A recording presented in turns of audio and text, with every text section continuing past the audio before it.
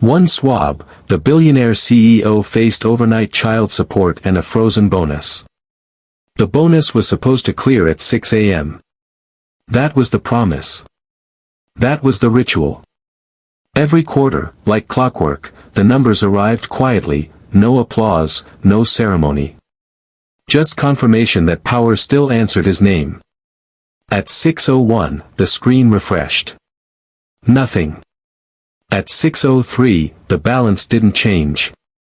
At 6:05, the word pending disappeared entirely. The billionaire CEO didn't panic. Men like him rarely do. Panic is for people without buffers, without lawyers on speed dial, without assistants trained to smooth rough edges before breakfast. He checked again. This time, a single word sat where the bonus should have been. Frozen. No explanation. No warning. No apology.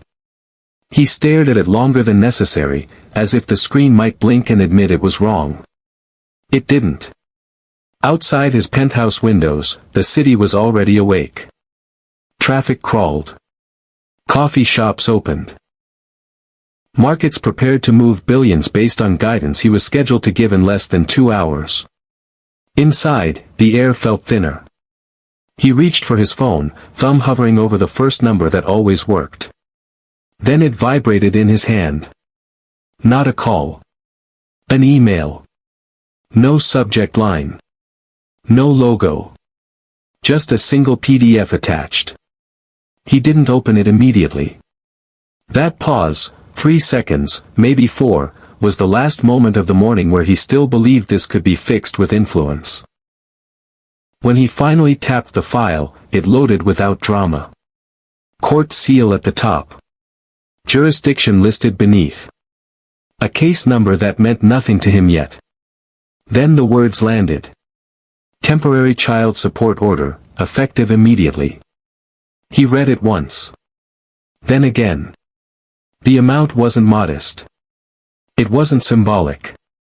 It was calculated, precise enough to hurt, large enough to be noticed, but clean enough to survive scrutiny. At the bottom of the page, one sentence was underlined. Paternity confirmation pending biological verification. One Swab. That's all it would take. His assistant knocked softly on the door, already mid-sentence about earnings slides and a delayed car. He held up a hand. Give me 5 minutes, he said. She nodded, used to urgency, unaware that something far more dangerous than bad press had entered the room. He stood, walked to the window, and looked down at a city that had once felt conquered. This wasn't an ambush. Ambushes are loud. This was quieter than that. This was paperwork. This was timing. This was someone who had waited long enough to stop asking.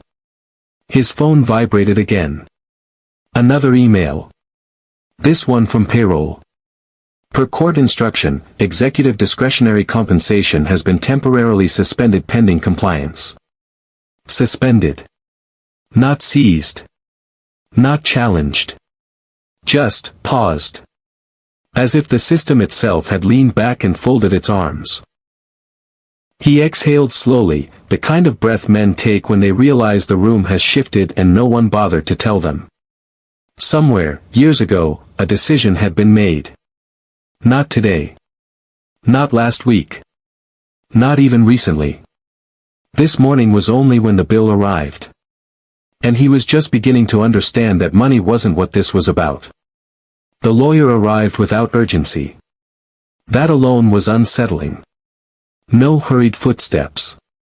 No frantic apologies. No breathless reassurances that this was all a misunderstanding. He entered the penthouse as if he had been there before, even though he hadn't, and placed his leather briefcase on the glass table with deliberate care, like a man setting down something fragile that might explode if handled poorly. He didn't sit right away. Instead, he looked around. At the skyline. At the art that had been purchased for prestige, not love. At the quiet, curated wealth that suggested control rather than comfort. Then he finally turned. Before we begin, the lawyer said calmly, I want to be clear about something. The billionaire CEO remained standing by the window, arms folded, posture straight. He had already changed into a tailored suit, navy, conservative, the armor he wore when the world demanded answers. Yes, he said. This is not a negotiation. The words landed without emphasis. That was the problem. Everything is a negotiation, the CEO replied. That's how the world works. The lawyer smiled faintly. Not agreement. Recognition. That's how your world works, he said. This one runs on procedure. He opened the briefcase. Inside were folders, plain, color-coded, immaculate. No tabloid clippings. No threats. No theatrics. Just paper. Your compensation freeze, the lawyer continued, was triggered automatically when the court order was filed and verified. No judge signed off on that part personally. The system did. The CEO turned from the window slowly. The system doesn't move without pressure, he said. Who applied it? The lawyer met his gaze without flinching. Someone patient. Silence stretched between them. The city hummed beyond the glass, unaware that a man who once bent markets with a sentence was being measured by quieter tools now. The CEO walked back to the table and finally sat. Let's skip the theater, he said. Who is she? The lawyer didn't answer immediately. He removed a document and placed it face down on the table. She didn't ask for this meeting, he said. I did. That was unexpected. She retained me for one task, the lawyer continued. To ensure compliance, not conversation. The CEO leaned back. So she's afraid, he said. She doesn't want to be seen. No, the lawyer replied evenly. She's finished being unseen. The CEO's jaw tightened, not in anger, but calculation. Is the child real? He asked. Yes. How old? The lawyer paused, just long enough for the pause to matter. Old enough to ask questions. The CEO looked down at the table now. Memories stirred, not images, but impressions. A time when life had been simpler. When consequences were abstract concepts instead of documents with seals. And she waited all this time, he asked quietly. She didn't wait, the lawyer said. She raised. That word hung heavier than any accusation. The lawyer slid the document forward. You have two options, he continued. You comply voluntarily, or the court escalates. What does compliance look like? First, the lawyer said, a biological confirmation. One swab. Non-invasive. Confidential. Administered today. And then? Then, the lawyer replied, you begin paying support retroactively adjusted to your income history. The CEO laughed once, a short, humorless sound. You realize what that implies? Yes, the lawyer said. So does the court. The CEO's gaze hardened. And if I refuse? The lawyer finally sat. Then your earnings call this morning will be the least of your problems. The CEO exhaled slowly. This is extortion. No, the lawyer corrected gently. This is math. The lawyer leaned forward now, voice lowering, not threatening, just precise. There was no press leak. No social media stunt. No attempt to embarrass you. She didn't file in the tabloid's favorite jurisdiction. She didn't even file under her own name. The CEO frowned. Why not? Because she didn't want your attention, the lawyer said. She wanted your responsibility. That landed differently. The CEO looked away, fingers pressing together. And the freeze, he asked. The bonus? That, the lawyer said, was insurance. The CEO's phone buzzed on the table. A calendar alert. Earnings call, 27 minutes. The lawyer stood. You have until noon, he said.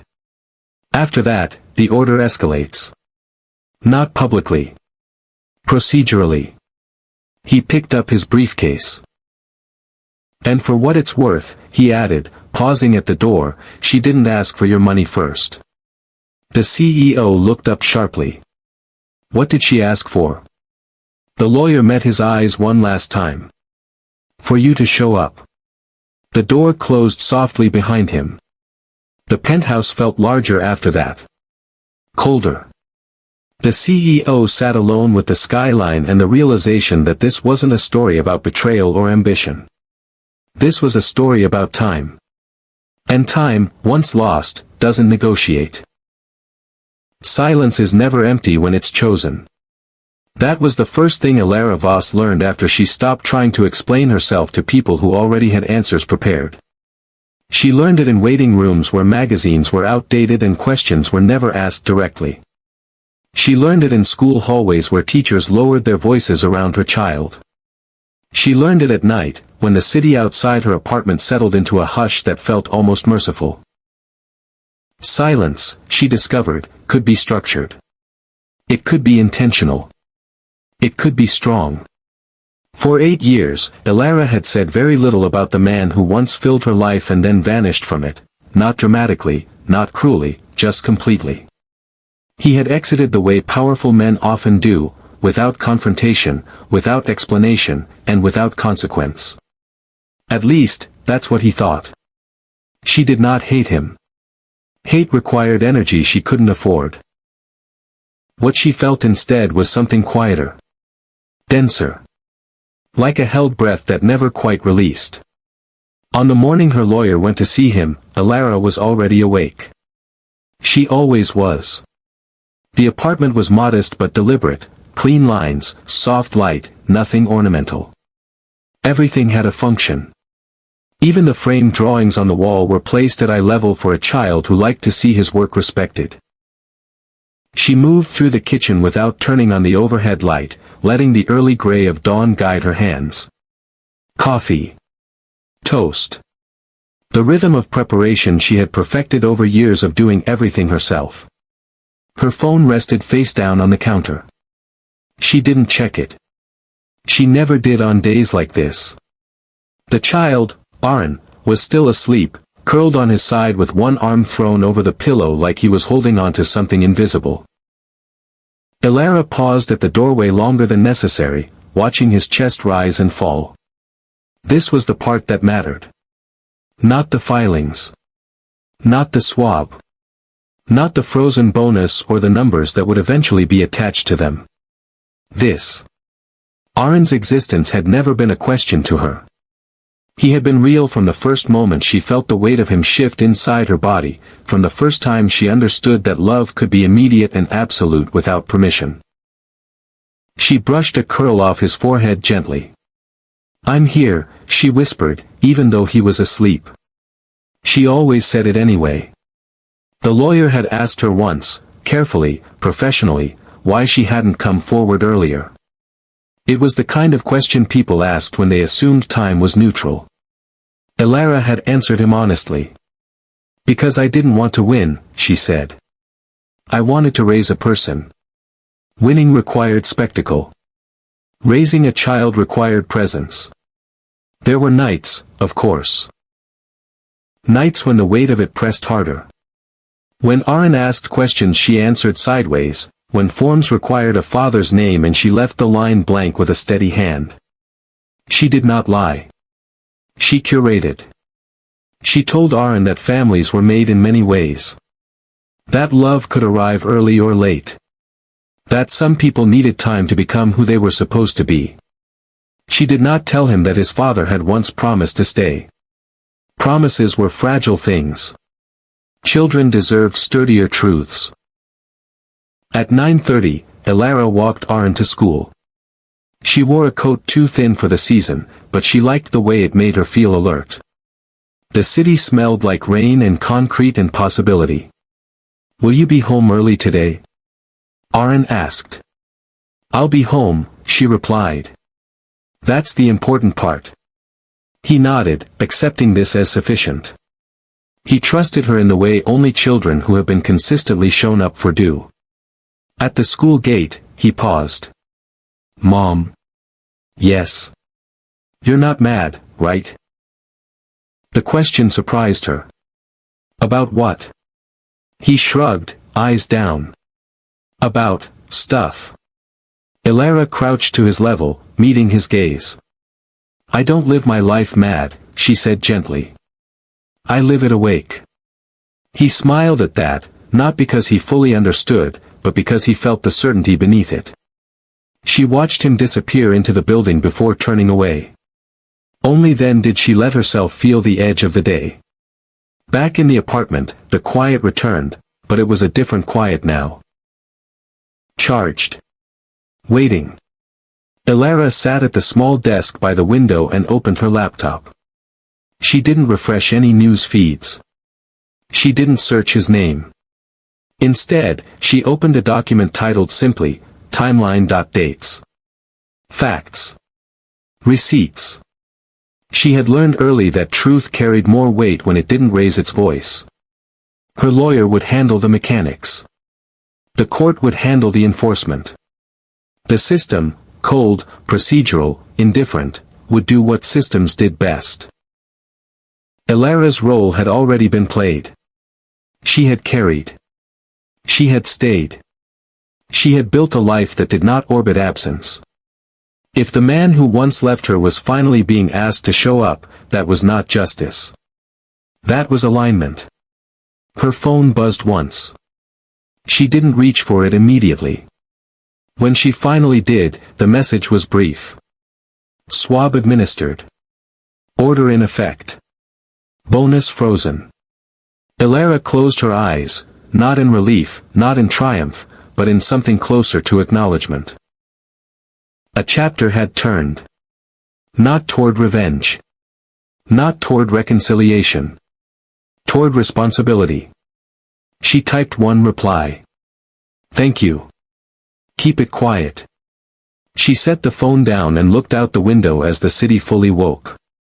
Somewhere across town, a man was learning that silence could also belong to those who had waited long enough. And that when it finally spoke, it didn't shout. It simply held its ground. # the night he tried to buy silence. Money had always answered him.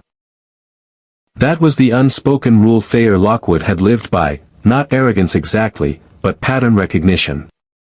Every problem he'd encountered since his 20s had a price tag attached. Lawsuits folded. Regulators stalled. Rivals softened. Silence, especially, was something he'd purchased in bulk. So when the first alert hit his phone just after dusk, his instinct wasn't panic. It was leverage. He was alone in his penthouse, jacket off, sleeves rolled, the city below him glowing like a circuit board. The message itself was unremarkable, an automated compliance notice confirming a temporary freeze pending verification. Neutral language. Bloodless. But Thayer understood subtext. Someone had filed something that mattered. He tapped a number from memory. Get me Julian, he said when his assistant answered. Now. 5 minutes later, Julian Cade, his longest-serving fixer, the man who didn't appear on payroll, was on speaker, voice calm, amused even. Thayer, Julian said. You sound inconvenienced. I'm facing a filing I didn't authorize, Thayer replied. I want it paused. A pause on the other end, not hesitation, calculation. Federal or state? Julian asked. Family court, Thayer said. But with teeth. That got Julian's attention. Those aren't my favorite, Julian said carefully. What exactly are we talking about? Thayer walked to the bar, poured a drink he didn't need. Child support, he said. Retroactive.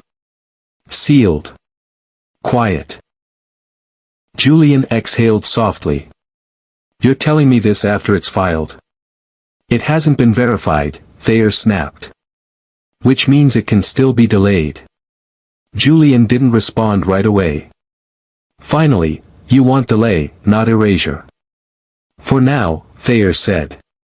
I just need time. Time for what? Thayer stared at the skyline, jaw tightening. To control the narrative. By 9 p.m., the machine was moving. A call to a clerk who owed Julian a favor. A call to a judge's former campaign manager. A discreet inquiry into the filing attorney's background. Nothing overt. Nothing illegal. Just pressure, applied gently, invisibly, the way Thayer preferred it. By 10, resistance appeared. The clerk's voice had gone flat. It's locked, she said. Automated escalation. I can't touch it. By 10:30, Julian called back. This isn't a mess you can buy your way out of, he said. Thayer set his glass down hard. Everything has a price. Julian sighed. Not anymore. That was when Thayer felt it, the unfamiliar sensation creeping up his spine. Loss of control. The board call came at 11. Not scheduled.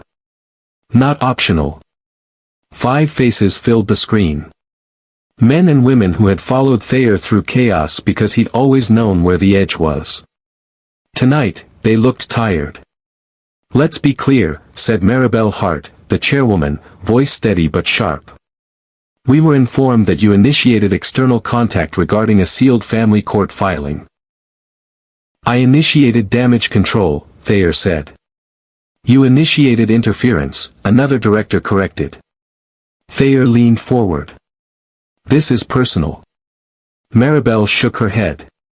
Nothing is personal when it risks the company. It won't, Thayer said. I'll handle it. Silence. Then Maribel spoke again, slower now. If you touch this filing, she said, we walk. Thayer blinked. That's not a threat, she continued. It's a fiduciary obligation. You're choosing optics over leadership. He asked incredulously. We're choosing survival over hubris, she replied. Another director leaned in. We've reviewed the motion. It's clean. No media bait. No leaks. Whoever filed it did so precisely. Thayer felt heat rise in his chest. You're siding with her. We're siding with process, Maribel said. And process doesn't bend for billionaires anymore. That word again. Process. The call ended without ceremony. Thayer sat in the dark afterward, the city lights suddenly harsh, accusatory. For the first time in years, he realized something frightening. The system wasn't waiting for him to decide. Midnight passed. The phone buzzed again. Compliance reminder, verification pending.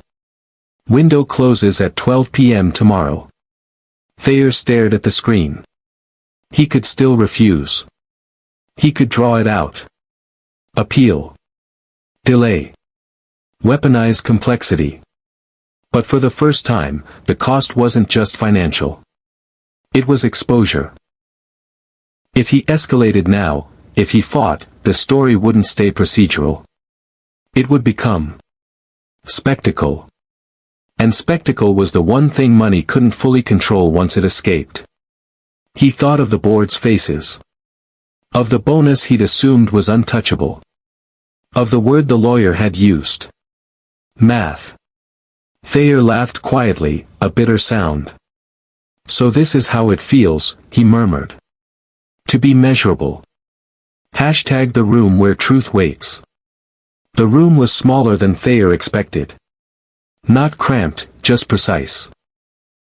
No excess. No intimidation. White walls, stainless steel surfaces, a single chair positioned beneath a light that didn't flatter anyone. The kind of place designed to remove context. To make every person equal by subtraction. There were no windows.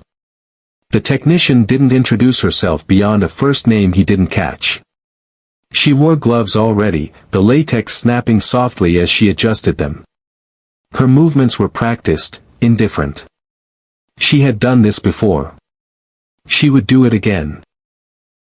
To her, Thayer Lockwood was not a billionaire CEO. He was a mouth. "Please sit," she said. He did. The chair was colder than it looked. A clipboard slid across the counter toward him. A form. Standard language. Consent. A signature line at the bottom. Empires were built on signatures. He picked up the pen. It felt lighter than it should have. He signed. The technician took the clipboard, didn't look at the name, and placed it face down. "No food or drink in the last 30 minutes, she asked. "No. No gum?" "No." She nodded, satisfied, not impressed. She opened a sealed packet and removed the swab. Plastic handle. Cotton tip. Sterile. Disposable. "This will take about 10 seconds, she said. "Please open your mouth." He hesitated. Not long enough to be noticed, but long enough to register internally. A flicker of resistance. A final, useless reflex. Then he opened his mouth. The swab entered. Cool. Invasive. Impersonal.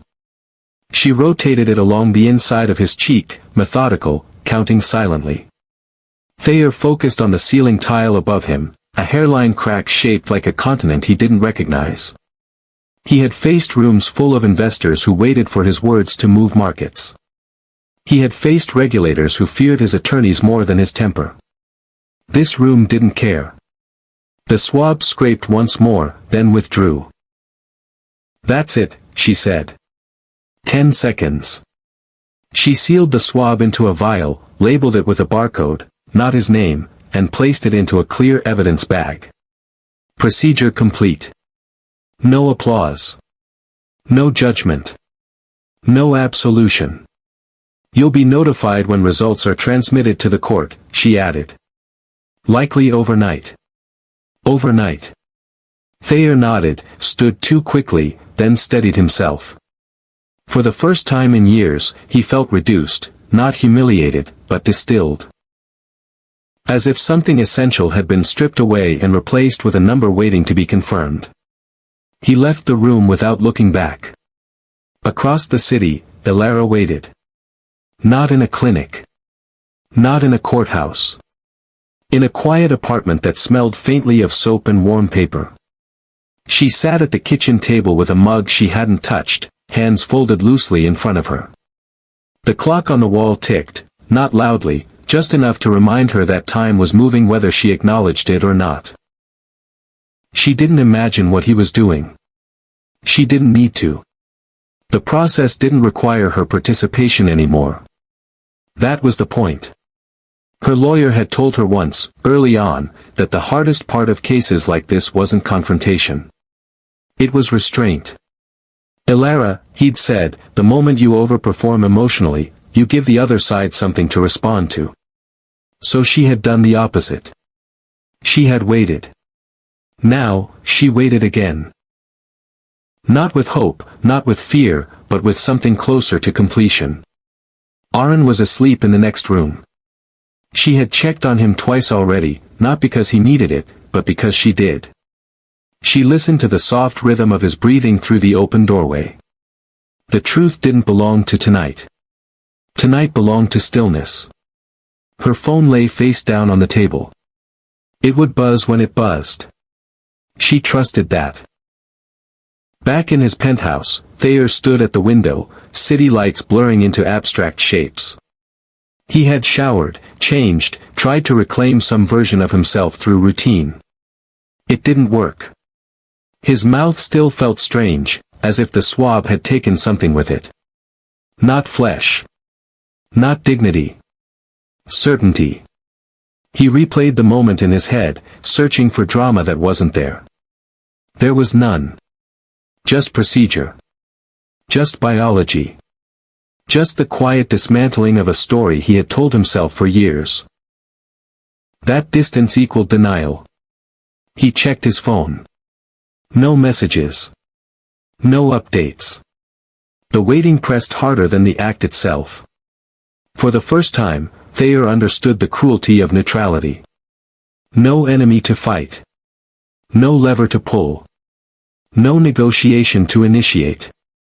Only an outcome forming somewhere else. In a lab. In a system. In silence. Elara rose from the table and washed her mug, though it was already clean. The motion steadied her. Water running. Hands moving. She caught her reflection in the window. Older than she felt, younger than she feared. She looked like someone who had lived inside decisions and learned to breathe there. She thought, briefly, of the man she had once known. Not the CEO. The other one. The one who had promised. The one who had left. She didn't linger on him. That part of the story had already ended. What remained was responsibility, no longer hers alone. She turned off the kitchen light and walked down the hall. At Aaron's door, she paused. Tomorrow, she whispered softly, not to him but to the air itself. Tomorrow would bring answers. Tonight had done its work. Somewhere between the clinic and the apartment, the vial traveled.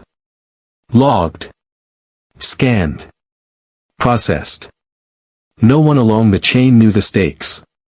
They didn't need to. Empires weren't undone by spectacle. They were undone by small, quiet confirmations. And in a sealed room under fluorescent light, truth waited, patient, indifferent, inevitable. The notification arrived without ceremony. No sirens. No subject line designed to provoke panic. No countdown. Just a secure message flagged result available. Thayer Lockwood was already awake. He had not slept so much as paused, body resting, mind circling the same narrow corridor of thought where nothing resolved and everything waited. The city outside his penthouse window had cycled from dark to gray to the thin, washed gold of early morning. He hadn't noticed. He noticed the phone. He did not open it immediately. That was new. For most of his life, information had been oxygen. He consumed it quickly, aggressively, before someone else could shape it first. This time, he sat on the edge of the bed with the phone in his hand and waited, as if delaying the moment could soften it. It didn't. He unlocked the screen. The file opened. No preamble. No condolences. No commentary. Just data. Probability of paternity, 99.99%. The number sat alone on the page, sterile and unadorned. Thayer read it twice, not because he didn't understand it, but because his body hadn't caught up yet. A physiological lag, the same one he'd felt once during a near-fatal car accident, when the world had slowed just enough to make fear optional. There was no disbelief. That surprised him. No instinctive denial. No mental scramble for alternate explanations. The truth didn't surprise him. It relieved the room. He exhaled, a long, involuntary breath he hadn't realized he'd been holding for years. So this was it. Not a scandal. Not a threat. A confirmation. The screen scrolled automatically. Court order activated. Child support, enforced. Asset review, initiated. Compensation adjustment, pending ruling. Performance bonus, frozen indefinitely. Indefinitely. That word finally registered. Not temporary. Not procedural. Permanent, until a judge decided otherwise. Thayer set the phone down on the nightstand as if it might bruise him if held too tightly. He stared at the wall. Shock arrived late, not as an explosion but as a compression. His chest tightened, not with panic, but with weight.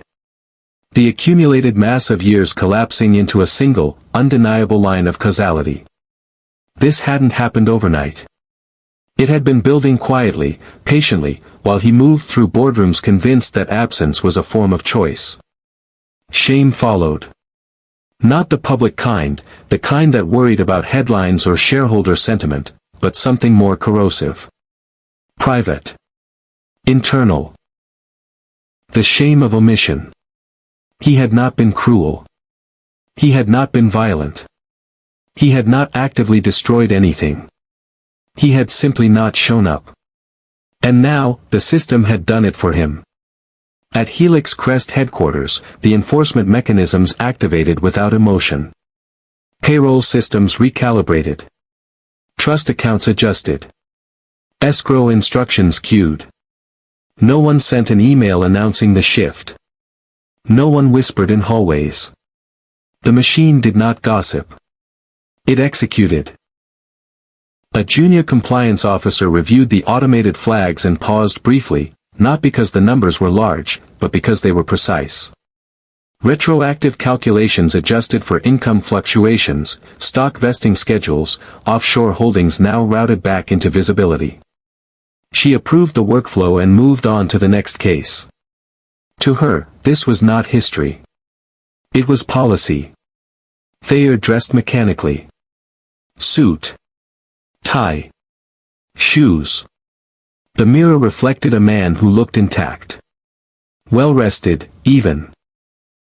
A face that had learned how to maintain neutrality in public long before it learned how to sit with consequence. He adjusted his cufflinks and stopped. For the first time, the gesture felt absurd. Who was he performing for? His phone buzzed again. A message from Maribel Hart. Board convening emergency session. You should attend. No punctuation. No softened language. He typed back one word. Understood. As he left the penthouse, he caught himself checking his mouth in the reflection of the elevator doors, as if expecting to see evidence of the swab still there. There was nothing. That was the cruelty of it. The proof had already moved on. Across the city, Elara received the same notification. Hers looked different. No percentages. No asset triggers. Just a confirmation line sent through her attorney's secure channel. Paternity confirmed. Enforcement active. She read it once. Then she closed the laptop. There was no rush of triumph. No vindication. No urge to call anyone. She stood at the sink and rinsed a plate she hadn't used. The moment she prepared for, the one people assumed would feel like victory, passed through her quietly, like a train she chose not to board. Because this had never been about money. If it were, she would have filed earlier. Louder. Strategically.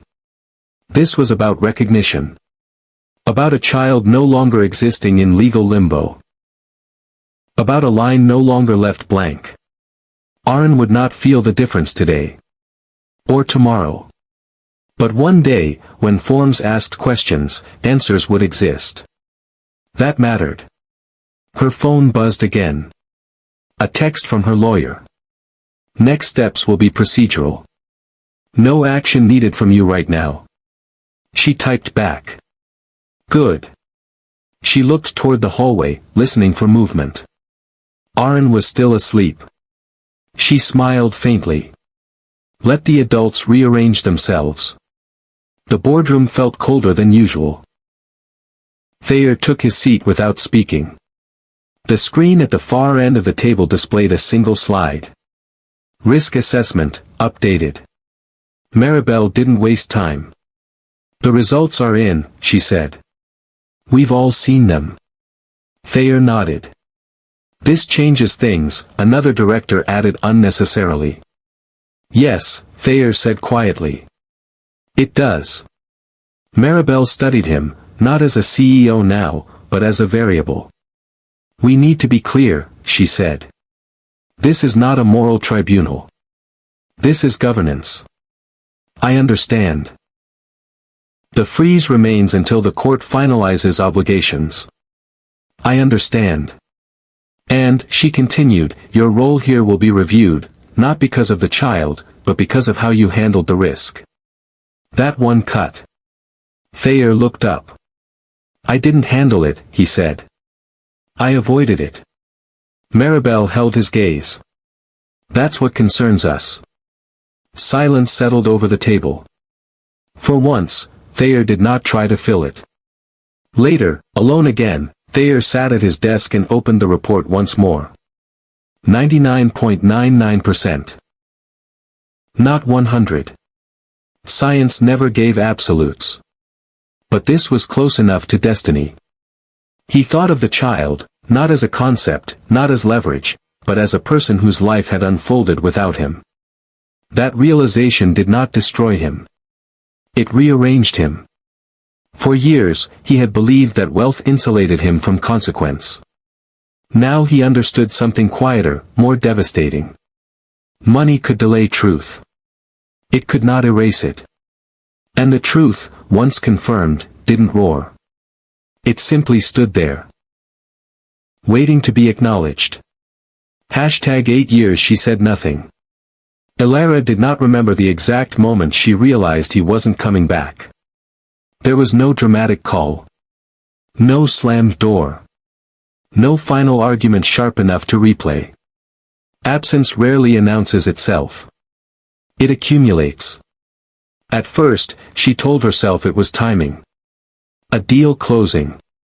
A city away too long. She told herself this because believing in logistics was easier than believing in abandonment. She was 3 months pregnant when the messages slowed. 4 months when they stopped. By 5, she understood that silence, his silence, was a decision. She didn't chase it. That surprised people later, when they learned the story in fragments and asked why she hadn't fought harder, demanded answers, forced confrontation. They assumed silence meant fear. They were wrong. Silence, for Elara, was triage. The pregnancy was not cinematic. There were no glowing moments under perfect light. There was nausea that came in waves while she rode the subway to work. There were swollen ankles and cheap prenatal vitamins bought in bulk because budgeting had suddenly become non-negotiable. She worked longer hours then, not because she had to prove anything, but because motion kept the fear from settling.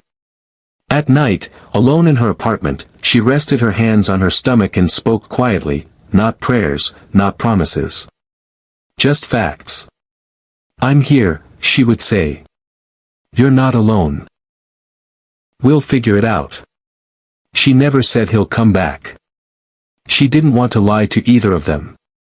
When Aaron was born, the nurse asked for the father's name. Elara paused only long enough to decide. She left the space blank. Not out of spite. Out of precision. The truth was complicated, and complicated truths didn't belong on forms designed for boxes. The early months were relentless. Sleep came in fragments.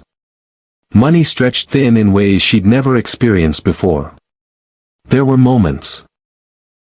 Brief, unwitnessed, when exhaustion pressed so hard she had to sit on the floor and breathe until the shaking stopped. But even then, she did not reach for the phone. Because calling him wouldn't have solved the problem. It would have created a new one. She didn't want Aaron to grow up as an afterthought. She wanted him to grow up anchored. People assume single motherhood is defined by lack. Elara experienced it as density. Life became narrower but deeper. Every decision carried weight. Every routine mattered. She learned how to do everything herself, not with pride, but with competence. She learned how to fix a leaky sink, negotiate rent increases, read legal language slowly and twice. She learned how to be tired without becoming bitter. Most importantly, she learned how to tell the truth in ways that didn't wound. When Aaron began asking questions, gentle ones, curious ones, she answered without venom. Families come together in different ways, she told him. Some people are present. Some aren't. That doesn't change who you are. She never said your father left. She said some people don't know how to stay. That distinction mattered. There were opportunities to speak up. She saw his name in headlines. Watched interviews where he talked about legacy, leadership, the future. Each time, a quieter voice asked if this was the moment. Each time, she said no. Because speaking up then would have been about him. She was waiting for a moment that was about the child. Silence, she understood, wasn't passive. It was active restraint. It was choosing not to weaponize truth before it was necessary. There were nights she wondered what Aaron would inherit, not materially, but emotionally. Would he sense the absence like a missing tooth he kept touching with his tongue? Would he internalize questions that had no answers? Elara worked to make sure he didn't. She filled their life with presence. With consistency. With laughter that wasn't forced. She let him see her struggle, but not her resentment. Because resentment, once taught, is difficult to unlearn. She wanted Aaron to grow up curious, not hardened. Strong, not angry. That required discipline. It required silence. 8 years passed like that. Quietly. Productively. People mistook her composure for indifference. They mistook her lack of noise for lack of evidence. They didn't understand that silence, when held long enough, becomes a record. Every receipt saved. Every date noted. Every decision documented. Not for revenge. For clarity. When she finally spoke, through counsel, through process, it wasn't emotional. It was complete. That was the part no one anticipated. On the day she authorized the filing, Elara did not feel triumphant. She felt resolved. She wasn't opening a wound. She was closing a chapter that had been left unfinished. She wasn't demanding acknowledgement for herself. She was securing it for someone else. Silence, after all, had done its work. It had protected the child. It had preserved the truth. It had waited until the system was ready to listen. And now that it had spoken, it didn't need to raise its voice.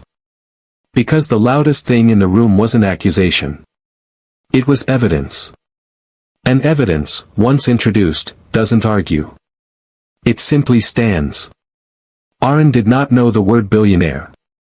Not in the way adults used it, as shorthand for power, excess, inevitability. To Aaron, words had weight only when they were useful.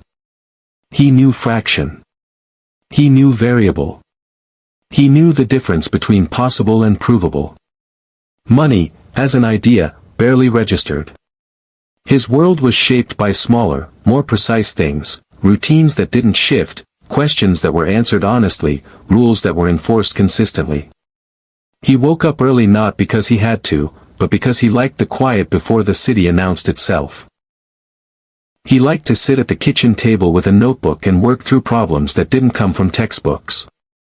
Elara never asked him to be exceptional. She asked him to be accurate. Show your work, she would say when he rushed. Accuracy mattered more than speed. That principle stayed with him. Aaron's room reflected this. No clutter. No trophies. A few shelves of library books with folded corners marking places he wanted to revisit. A corkboard with index cards pinned in rows. Questions he hadn't answered yet. Why does metal fatigue? How do elevators know where they are? Can systems fail quietly? Elara never interfered with this process. She provided materials.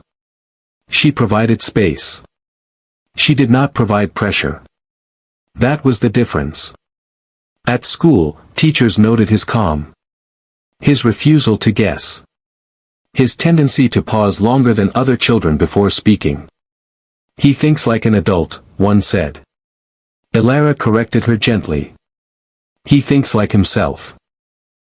Aaron had never asked about his father directly. Not because he didn't wonder. Because he trusted the silences Elara maintained. Children raised around absence learn its texture. They learn whether it is hostile or neutral, whether it demands resentment or permits curiosity. Elara had made absence neutral. So Aaron filled the space with what he had, observation, patience, method. He learned how systems behaved by watching them break. The washing machine's rhythm when overloaded. The subway delays that followed a predictable pattern. The way his school's heating system failed every October, not randomly, but precisely. He didn't talk about these things much. He recorded them. Across the city, Thayer Lockwood sat in a conference room reviewing the first child support breakdown. The numbers were clean. Logical. Unarguable. Yet something unsettled him, not the scale, but the irrelevance. He could fund this child's life 10 times over. And it wouldn't matter. Because money wasn't the axis around which this child rotated. That realization struck him harder than the freeze. The child had no use for his wealth. That terrified him. Thayer had built his life assuming resources equaled relevance. That influence flowed from capital downward, shaping outcomes whether people acknowledged it or not. This child existed outside that logic. He was a closed system. Self-sustaining.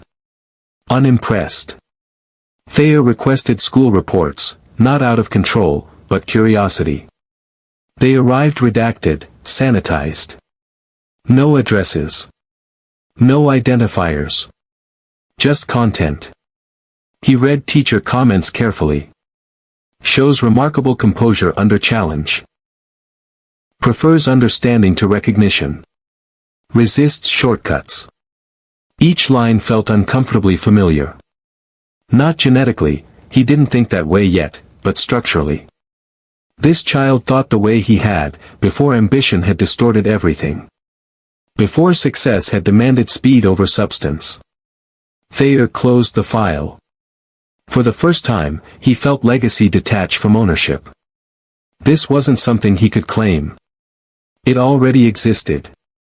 Aaron's life continued unchanged. He walked to school with his mother. He ate the same breakfast every morning. He argued politely when something didn't make sense. One afternoon, Elara found him seated at the table with her laptop open, not using the internet, but watching the screen reflect his thinking. "What are you doing?" she asked. "Trying to understand why things slow down right before they break," he said. She leaned against the counter. "And what have you learned?" "That it's never sudden," he replied. "It just feels sudden to people who weren't paying attention." Elara nodded. That was enough. The irony was not lost on Thayer. He had spent decades building systems to anticipate risk, to model failure before it occurred. And the one system he had abandoned, intentionally or not, had produced something resilient enough to function without him. Not because of him. Without him. This wasn't punishment. It was perspective. One evening, Elara and Aaron sat on the floor assembling a model bridge from a library kit. The instructions were vague, intentionally flawed. Aaron studied them, frowned. "These assumptions are wrong," he said. Elara smiled. "So what do you do?" "I don't follow them," he said simply. "I test instead." He adjusted the supports, redistributed weight. The bridge held. Elara said nothing. She didn't need to. Across the city, Thayer stared at the same city lights he'd once believed were his to command. For the first time, he understood that legacy wasn't something you declared. It was something that happened quietly, often without you. And the most devastating truth of all wasn't that his child existed without him. It was that the child was doing just fine. Without his name. The second notification arrived the same way the first one had. Quietly. No escalation flags. No red headers. No urgency markers designed to trigger executive response. Just another procedural update embedded in the system Thayer Lockwood trusted more than people. Status change, enforcement suspended. Reason, independent trust verified. Thayer read it twice. Then a third time. Suspended. Not appealed. Not overturned. Not delayed by motion. Dissolved.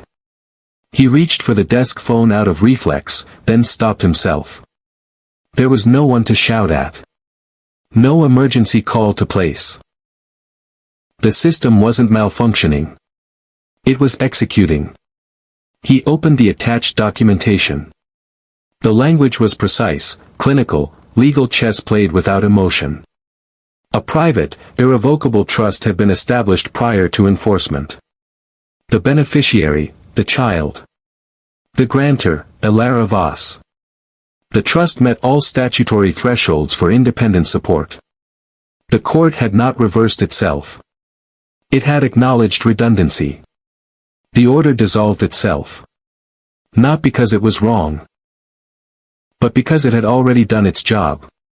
Thayer leaned back in his chair, the leather creaking softly beneath him. This wasn't a win. It wasn't a loss. It was something far more destabilizing. It meant the leverage he thought existed never had. He read deeper. The trust was modest by his standards. Conservative investments. No speculative growth. No dependency on corporate valuation or executive bonuses. It was structured to last. Not to expand. Elara hadn't built a financial weapon. She had built insulation. The realization moved through him slowly, like cold. She hadn't filed to extract resources. She had filed to establish truth. Once that was done, the machinery had no further purpose. He was surplus to the equation. At Helix Crest, the compliance team flagged the update and closed the file without discussion. Nothing to escalate. Nothing to pursue. The system prefers clean endings. Thayer called his attorney, not in anger, not in panic. In disbelief. This can't be right, he said. It is, the attorney replied. She dissolved it herself. No, the attorney corrected. The court did. Why? Because support was no longer required. Thayer exhaled sharply. She doesn't need it. That's not what this says, the attorney replied. It says the child doesn't. There was a difference. Thayer felt it immediately. He remembered every negotiation where leverage had shifted when money changed hands. Every acquisition where control followed capital. This case inverted that logic. Money had removed his relevance. By providing for the child independently, Elara had stripped the system of its reason to bind him financially. All that remained was acknowledgement. Identity. Responsibility without transaction. Thayer laughed once, a quiet sound that held no humor. She played this clean, he said. She didn't play at all, the attorney replied. She opted out. That was worse. Across the city, Elara read the same update while standing at her kitchen counter, slicing fruit for Aaron's lunch. She didn't stop what she was doing. The knife moved steadily. The pieces uniform. The message confirmed what she already knew. The order had never been the goal. It was a bridge. She had crossed it. Now it no longer needed to exist. Her phone buzzed again, this time from her lawyer. Court acknowledged trust. Enforcement suspended. Elara typed back. Good. She rinsed the knife, placed it in the drying rack. Aaron entered the kitchen moments later, rubbing his eyes. Is today a normal day? He asked. Yes, she said. He nodded, satisfied. Normal mattered. Thayer sat alone later that evening, the city outside his window looking unchanged, indifferent. For the first time since the filing, there was nothing pressing him forward. No obligation. No enforcement. No financial consequence hanging over him. The silence was different now. This one wasn't protective. It was invitational. He could walk away again. Legally. Financially. The system would allow it. That was the final reversal. She had given him the choice back. And stripped him of excuses. He thought of the child. Not as an expense. Not as a liability. But as a person whose existence had forced a truth into the open, and then moved on. This wasn't about money. It never had been. It was about alignment. An alignment, once achieved, didn't need enforcement. Thayer understood now why the case unsettled him more than any hostile takeover. Because power meant nothing here. There was nothing to dominate. Nothing to purchase. Nothing to threaten. Only a door he had once closed. And the quiet, terrifying knowledge that it was open again, not by force, but by grace. Thayer finally reached out to Alara later. A text message. #Can we talk? #the meeting without lawyers. They met on a Tuesday. Not because it held significance, but because it didn't. Neutral ground mattered to Alara. She chose a cafe that did not advertise exclusivity, no velvet ropes, no hushed reverence for power. Just wood tables worn smooth by time, glass windows that let the afternoon light fall where it wanted. Thayer arrived early. That surprised him. He sat at the small table near the back, hands folded, posture careful. No phone on the table. No assistant waiting outside. He had stripped away the signals of authority without realizing it. When Alara walked in, he recognized her immediately. Not because she looked like memory was unreliable, but because she moved with the calm of someone who did not need permission to be present. She didn't hesitate when she saw him. She didn't smile either. She sat. 2 people. 1 table. Nothing else. For a moment, neither spoke. The silence between them was not hostile. It was measured. "I didn't bring a lawyer," Thayer said finally, voice low. "I know," Alara replied. "I wanted to say." She lifted a hand gently. "Don't," she said. "Not yet." He stopped. That was new too. Alara folded her hands on the table, mirroring his posture without copying it.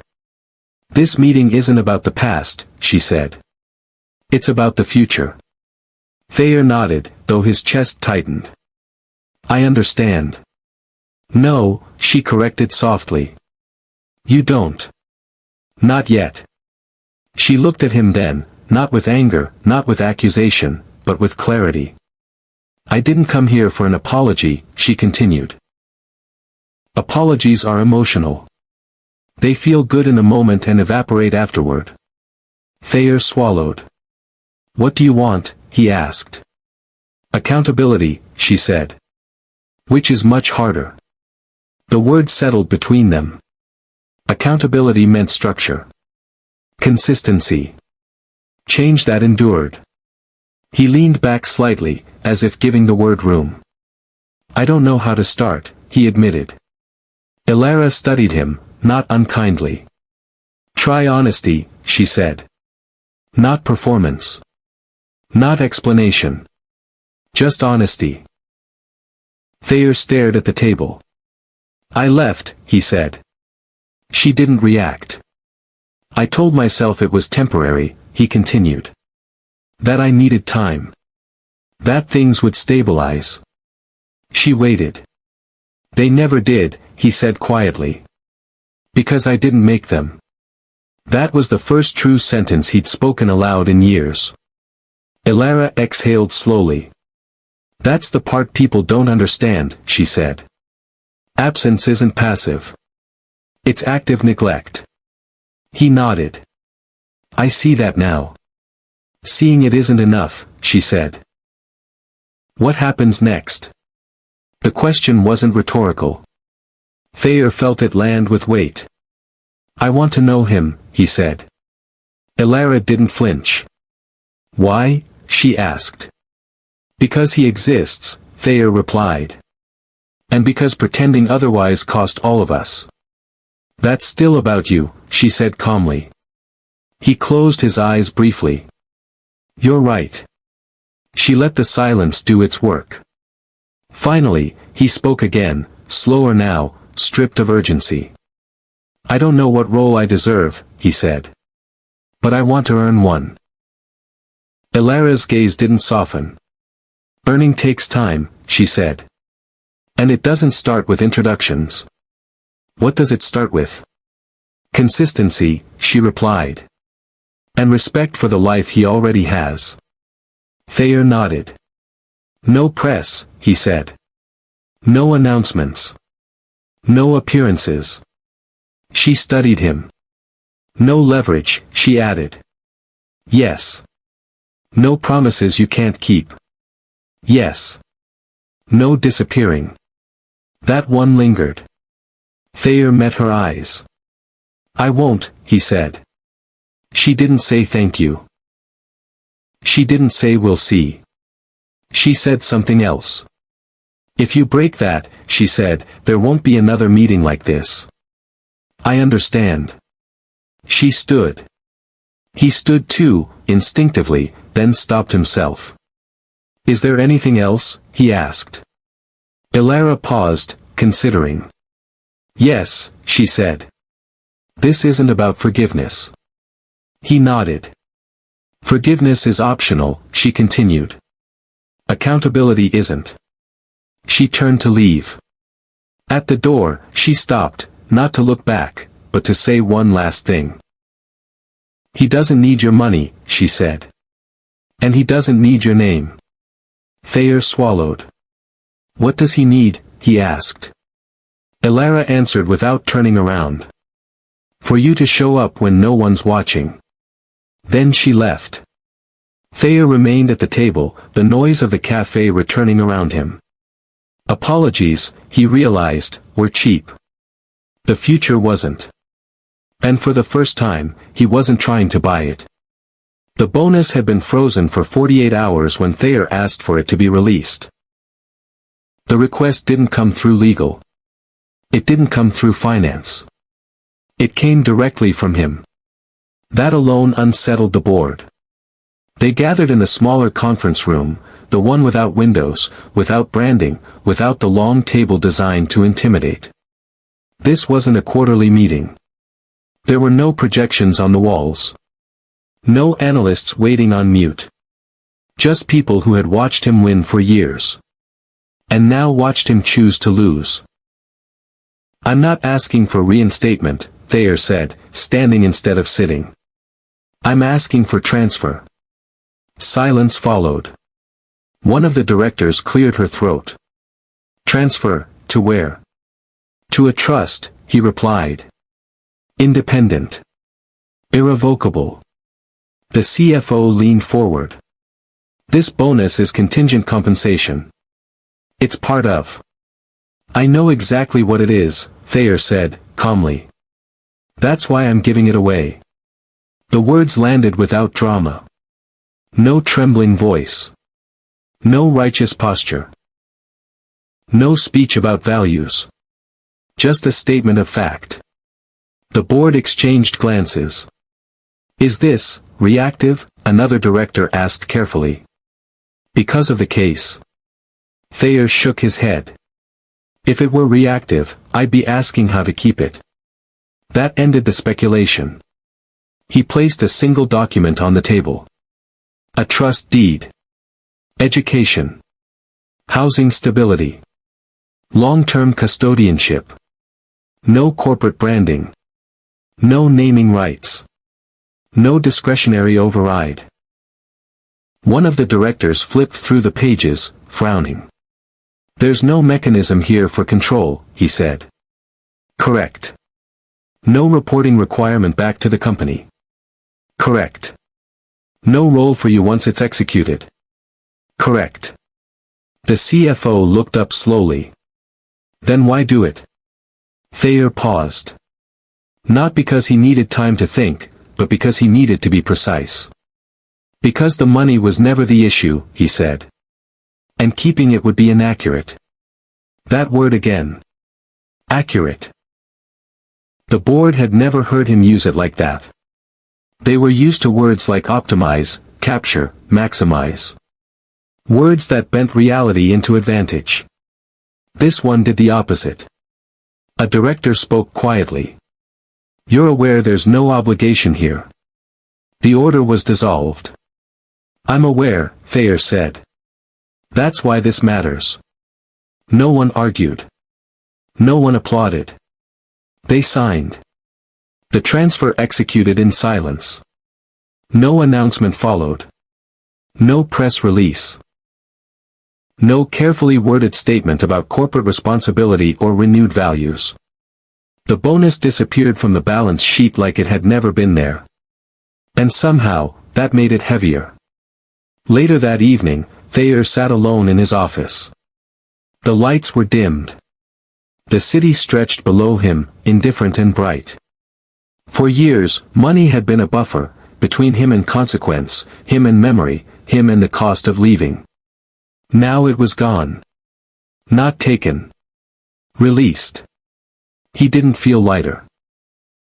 He felt clearer. He opened his laptop, not to work, not to check markets, but to review the trust documents one last time. They were clean. Precise. Unimpressive. No monuments. No legacy language. No future press kits.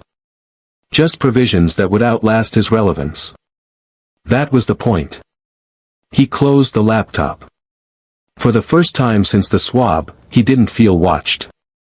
The board learned later, through back channels, not announcements, that the funds had already been allocated. A housing escrow finalized. An education fund seeded.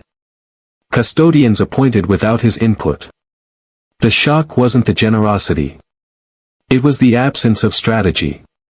"This doesn't benefit him," one director said quietly during a follow-up call. "That's the benefit," another replied. They had spent years rewarding ambition. They didn't quite know what to do with accuracy. Elara learned about the bonus 3 days later. Not from him. Not from the company. From a letter. Handwritten. No logo. No letterhead. No apology embedded between lines. Just facts. What he had done. What he would not do. What he expected nothing from. She read it once. Then again. Then folded it and placed it back in the envelope. She didn't cry. She didn't smile. She nodded, once, as if confirming something she had already suspected. That responsibility, when it finally arrived, was quiet. The child never heard about the bonus. Not then. Maybe not ever. That, too, was intentional. Weeks passed. Markets moved. Stories faded. Another crisis replaced the last. Thayer returned to work, but something had shifted. He spoke less in meetings. Listened more. He stopped correcting people reflexively. He began asking questions he didn't already know the answer to. No one called it redemption. That word implied an ending. This was a beginning. One measured in absence rather than presence. In what he no longer took. One evening, long after the building had emptied, Thayer stood by the window again. He thought of the meeting without lawyers. Of the table. Of the rule Elara had spoken without framing it as one. Apologies mean nothing unless they change the future. The bonus hadn't made him good. It hadn't absolved him. It hadn't rewritten 8 years. But it had done something else. It had aligned his power with truth. And for the first time, that felt like responsibility. Not imposed, not negotiated, but chosen. Giving it up didn't make him noble. It made him accurate. And accuracy, he was learning, was where accountability actually began. They met on a Sunday. Not because it was symbolic. Because it was quiet. The cafe had no glass walls, no skyline view, no brand partnerships etched into marble. Just wood tables, a chalkboard menu, and the sound of cups placed down without ceremony. Thayer arrived early. Not out of habit, but because waiting felt appropriate. When they walked in, he recognized the child immediately. Not from resemblance. From posture. The way the child paused at the door. Took in the room. Not anxious. Not impressed. Just observant. Elara didn't introduce them. She didn't need to. The child sat across from him without hesitation, feet swinging slightly above the floor, eyes level. No awe. That unsettled him more than hostility ever could. He had prepared for questions about money. About absence. About names and rights and futures. He had not prepared for neutrality. Hi, the child said. The word landed clean. Not heavy. Not fragile. Hi, Thayer replied. His voice didn't crack. That surprised him. They ordered drinks. Hot chocolate. Coffee. The child stirred once, then stopped. Watched the steam rise. Mom says you build things, the child said. Thayer nodded. I do. What kind? He considered explaining. Platforms. Systems. Infrastructure that scaled invisibly. Instead, he said, mostly things that help other people work faster. The child accepted this without comment. Another pause.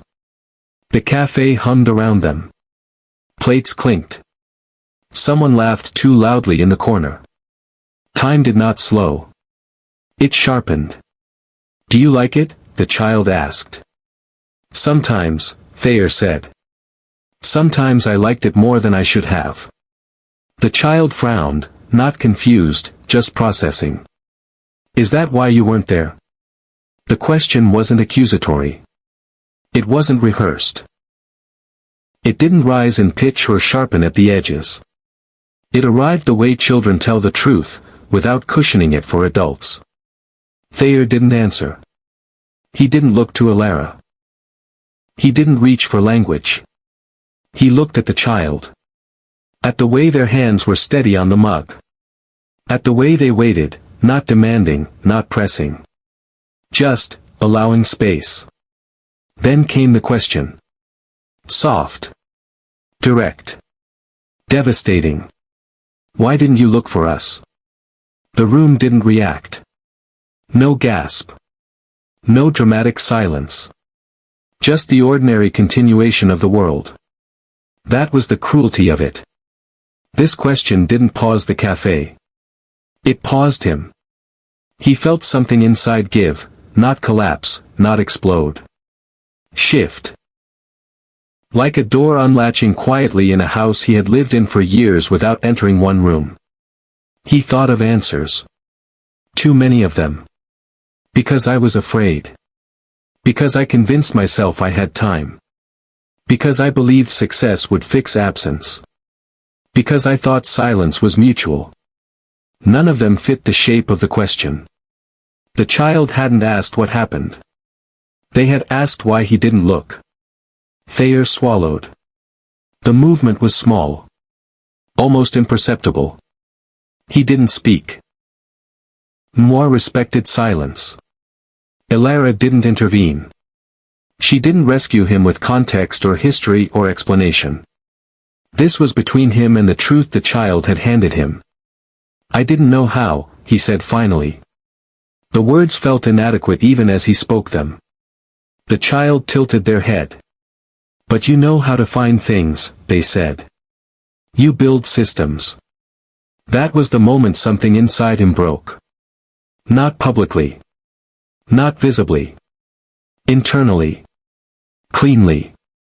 Because the child wasn't wrong. He had built systems that traced behavior across continents. Mapped networks of influence. Predicted human decisions before they were made. He had not looked because looking would have required choosing presence over control. He had not looked because absence was easier to manage. I should have tried anyway, he said. The child nodded. Not forgiveness. Not judgment. Acknowledgement. That would have been enough, the child said. Enough. The word landed harder than any verdict. They finished their drinks. The child talked about school. A project involving windmills. A teacher who talked too fast. A friend who hated math but was good at explaining things anyway. Thayer listened. Not like an executive collecting data. Like someone learning the sound of a voice he had missed. When it was time to leave, the child stood. Looked at him again. You don't have to be good at this, the child said. Just, don't disappear. It wasn't advice. It was a boundary. Thayer nodded. I won't, he said. The promise felt different than others he had made. Not bigger. Narrower. More dangerous to break. They walked out together. Sunlight hit the pavement. Life resumed its volume. As they parted, the child didn't hug him. Didn't wave dramatically. Just said, see you next time. Not if. Next. Thayer stood there long after they were gone. The city moved around him. Markets would open tomorrow. Decisions would wait. Power would remain where it always had. But something else had shifted. Fatherhood, he realized, had nothing to do with recognition. Or names. Or money transferred quietly through trusts. It was presence. It was being found, after choosing to look. And for the first time, he understood the cost of not asking the right question soon enough. The child had asked it for him. And left him with the silence to answer it properly, over time. By Monday morning, the rumors had already started. They always did. A bonus frozen without explanation. A child support order filed and then, quietly, withdrawn. A trust registered under layered anonymity. A CEO who skipped 3 scheduled interviews and canceled a keynote without rescheduling. Markets don't like silence. Neither does the media. By noon, analysts were threading theories through social feeds. Some claimed a hostile takeover disguised as family court. Others whispered extortion, a long game played by an unnamed woman with perfect timing. One outlet floated the word settlement without knowing what it meant. Another ran a headline that ended in a question mark, which meant they had nothing but needed clicks. They all wanted a face. They wanted her. She said no. The request came politely at first, an email routed through an assistant who didn't know her name but spelled it correctly anyway. Then calls. Then messages framed as opportunities to tell your side. She declined every one. Not angrily. Not defensively. Just, completely. She had spent 8 years protecting silence. She wasn't about to auction it now. When a reporter showed up outside the child's school, she made one phone call. Not to a lawyer. To the principal. The reporter was escorted off campus within minutes. No threats. No drama. Boundaries enforced calmly tend to hold. On the other side of the city, Thayer faced his own version of pressure. His communications director brought 3 draft statements. Each one polished. Each one plausible. Each one dishonest in a different way. One framed the situation as a private family matter resolved amicably. Another leaned into philanthropy, education trusts, generational responsibility, growth through humility. The third didn't deny anything outright but buried truth under enough language to make it unrecognizable. Thayer read them all. Then slid them back across the table. No statement, he said. The room froze. That's not how this works, someone said carefully. It is now, he replied. They warned him about speculation. About narrative control. About markets filling silence with fear. I know, he said. What he didn't say was this. Fear was still more honest than spin. The board convened an emergency session that afternoon, not to discipline him, but to understand him. This version of him. The one who had agreed to a swab instead of a settlement. The one who had redirected money without leverage. The one who had chosen exposure privately and restraint publicly. "Do you want this to go away?" the chair asked. Thayer considered the question. "Yes," he said. "But not like that." They didn't push. Not because they were convinced. Because something in his tone had changed. He wasn't managing risk anymore. He was managing alignment. By midweek, the story lost momentum. Not because answers emerged. Because none did. No interviews. No leaks. No photos. No carefully staged reconciliation moment on marble steps. The cycle moved on. It always did. A different CEO said something careless. A different scandal offered blood. The public's attention, famished but fickle, found a new table. And this story slipped into the category most truths occupy. Unconfirmed. Unresolved. Unexploited. At home, the child asked why people sometimes wanted to know things that didn't belong to them. She answered simply. Because watching feels easier than understanding. The child nodded, satisfied. They had learned that already. Thayer adjusted his schedule. Not publicly. Quietly. Meetings moved. Flights shortened. Calls declined without explanation. Presence isn't announced. It's practiced. Once, late one evening, he scrolled through an article speculating about his silence. The writer described it as evasive. Strategic. Uncharacteristic. Thayer closed the tab. He no longer needed to be understood by people who weren't there. Integrity, he was learning, didn't defend itself. It simply refused to perform. There were things the world never heard. The child's laugh when something unexpectedly worked. The way Alara set boundaries without bitterness. The moment Thayer admitted, without being asked, that he had mistaken power for permanence. None of it trended. None of it needed to. Some stories end with applause. This one ended with something rarer. Continuity. No spectacle. No redemption arc packaged for consumption. Just a future altered quietly by choices that didn't ask to be seen. Some stories end better when the world isn't invited. Time passed the way it always does after the truth, quietly, without asking permission. There was no ceremony marking the change. No interview announcing a pivot. No headline declaring transformation. The world assumed the story had ended when it lost its appetite for it. But for Thayer, the story had only just slowed enough to be lived. 6 months after the swab, his calendar looked unfamiliar even to him. Not empty, just honest. Fewer flights. Shorter days. Meetings that ended when decisions were made instead of when dominance was established. He stopped stacking commitments the way he once stacked leverage. There was no internal memo about it. No wellness initiative. He simply stopped treating time like something he could bend without consequence. He learned the cost of accuracy. Mornings began earlier now. Not because of ambition, but because someone else woke early and wanted breakfast that wasn't rushed. He learned how to wait while shoes were tied. How to listen without preparing a response.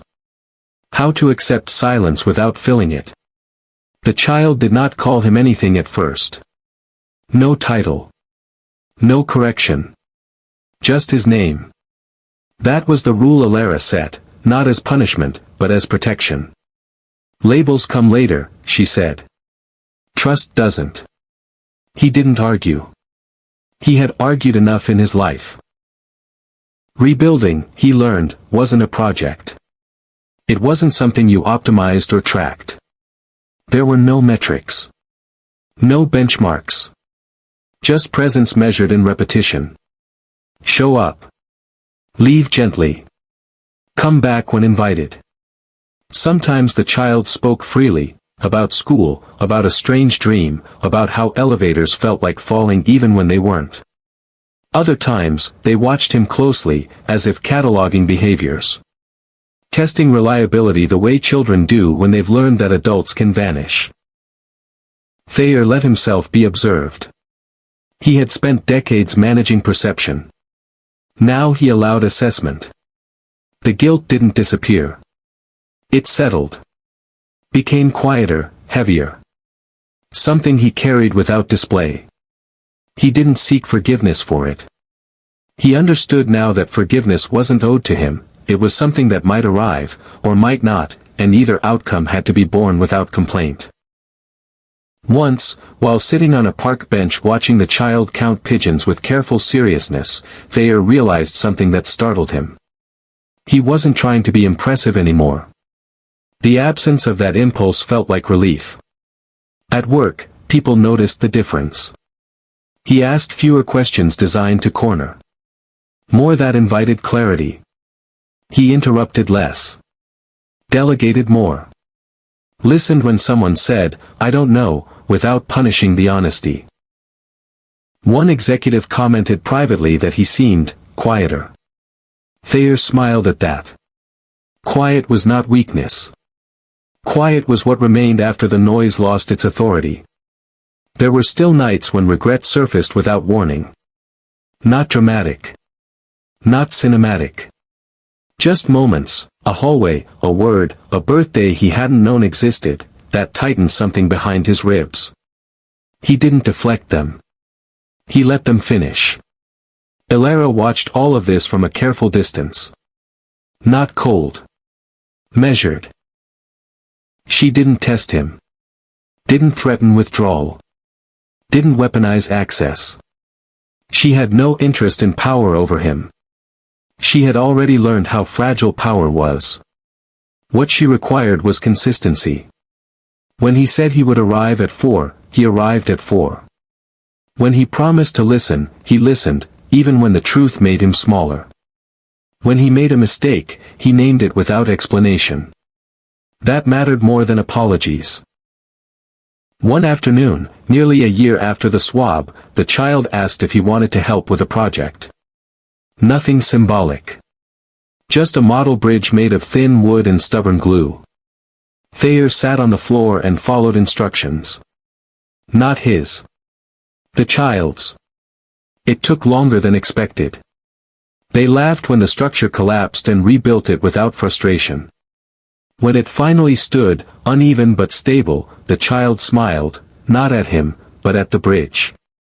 Next time, they said, we'll make it stronger.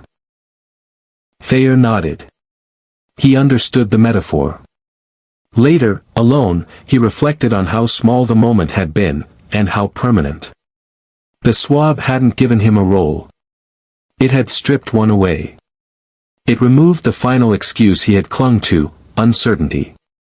Before, he could hide behind doubt. Behind ambiguity.